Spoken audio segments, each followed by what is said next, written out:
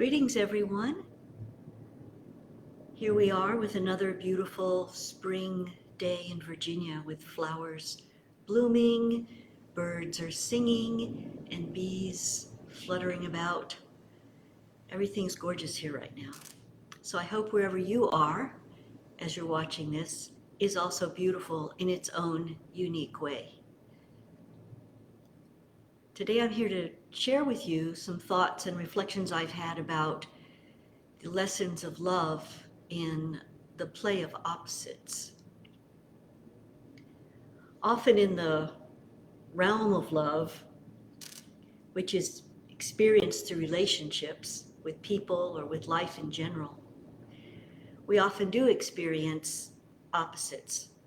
Sometimes it feels like we're in love and we feel full of love, and we're having those kinds of experience. We're happy, exuberant, excited, passionate, joyful, grateful, appreciative. Everything is flowing, going our way. It's wonderful. And then there are times when we feel like, what happened? Where is love? We feel rejected, abandoned, sad, grief, anger, hatred.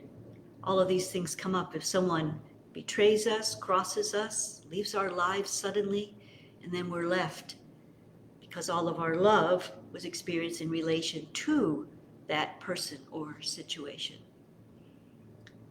But where did love go, actually? Did love go anywhere? Is the question. And I would say no.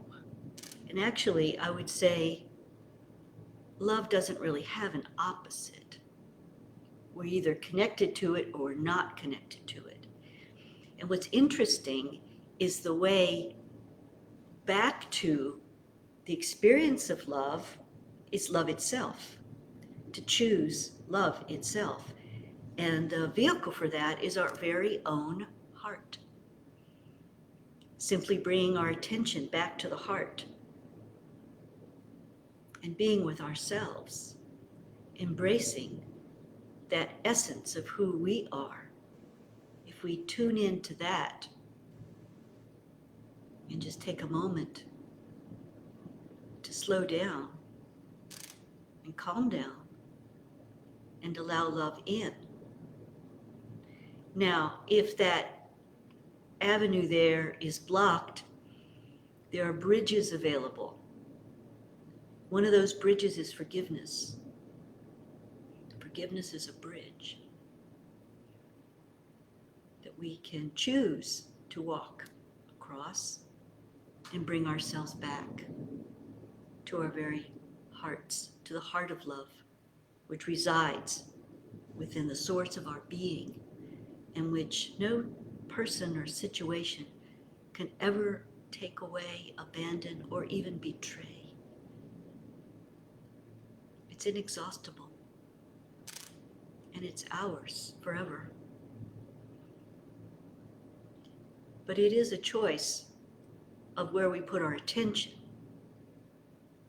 And if we keep our attention on the outside and keep our attention on what we perceived happened and give our power away to that situation or person and create a story that love is now gone, then love will indeed be covered up. And that is when we feel sadness and loss. And that is sad.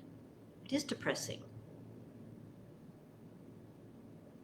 But the gift in all of this is that in any moment, because we are humans and we are not always going to be in a high state of love. Maybe some sages in the Himalayas can be in that state because they never are dealing with other people, so they don't have to worry about that. But we have attention. That means we have choice.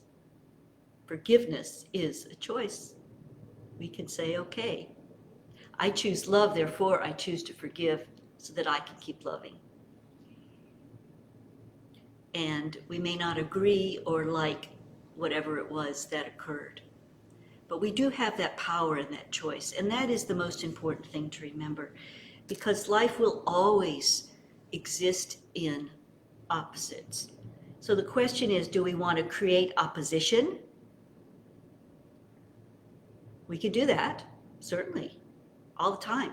And we can live in that state.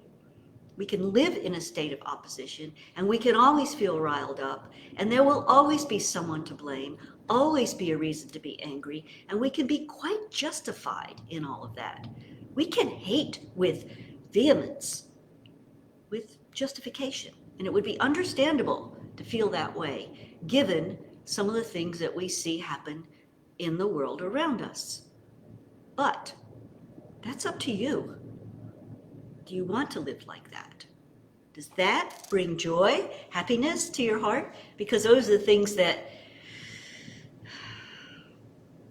make life worth living. Joy, happiness, peace.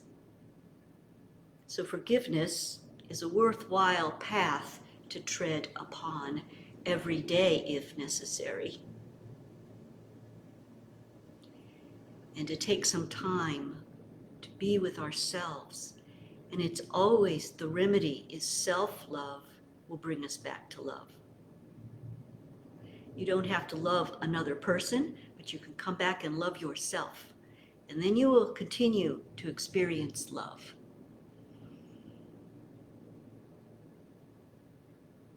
I've been playing around with that a lot lately for many different situations in my own life. And every time, love is there.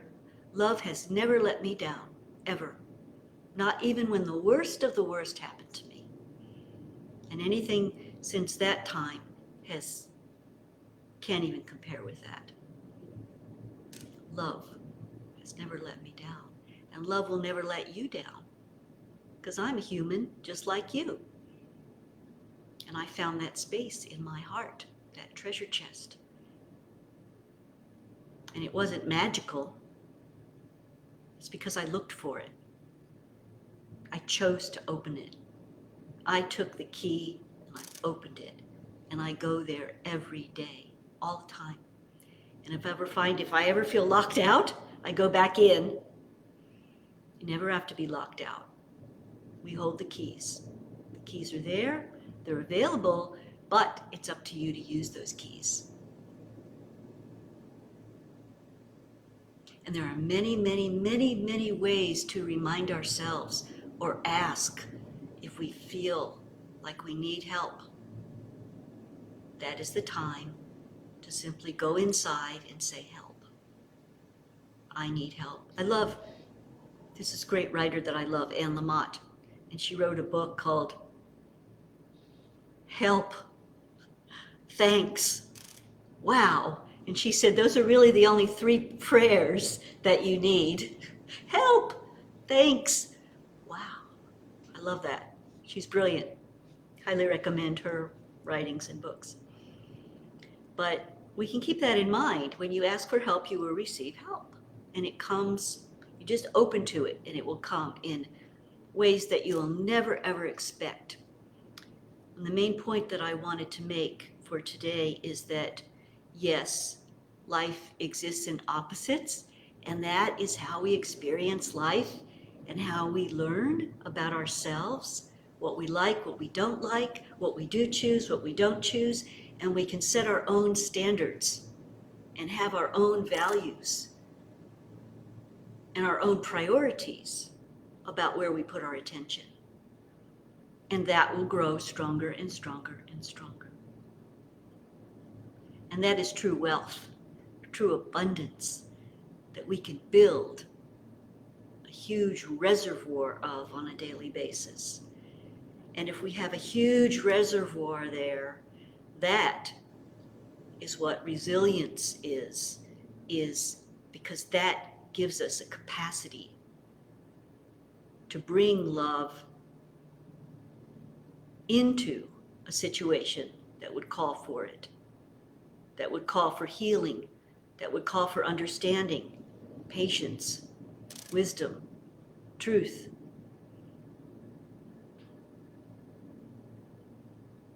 To build that reservoir.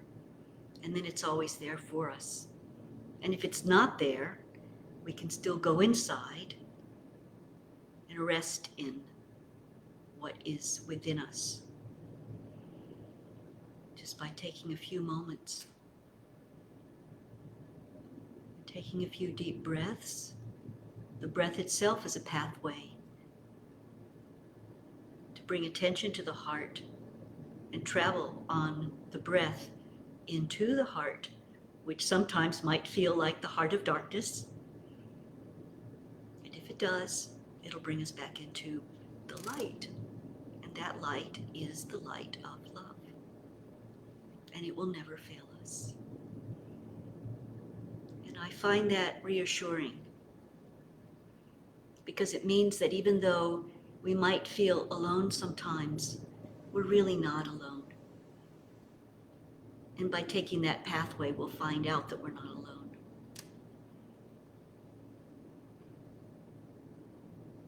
There's a warm embrace just waiting for us inside of ourselves. So how could you ever be alone?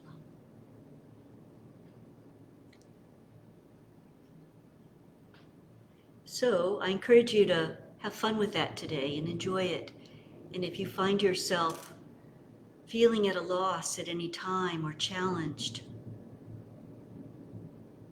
be easy, be compassionate with yourself, and take a few moments to self-care and self-nurture.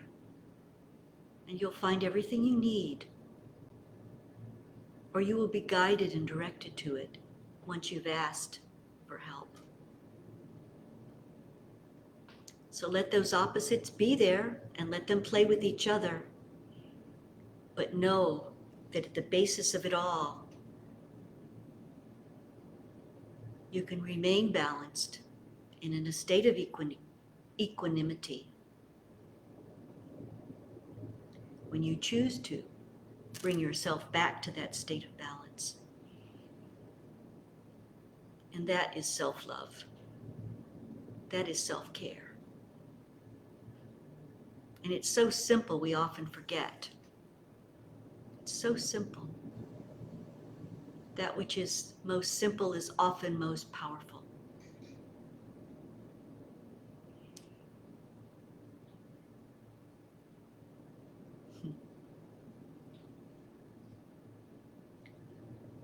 So, thank you for listening. I've enjoyed sharing this little nugget with you, and may you go about your day finding love in unexpected places and uncovering greater nuggets of gold within your own heart. Have a beautiful, lovely day wherever you are.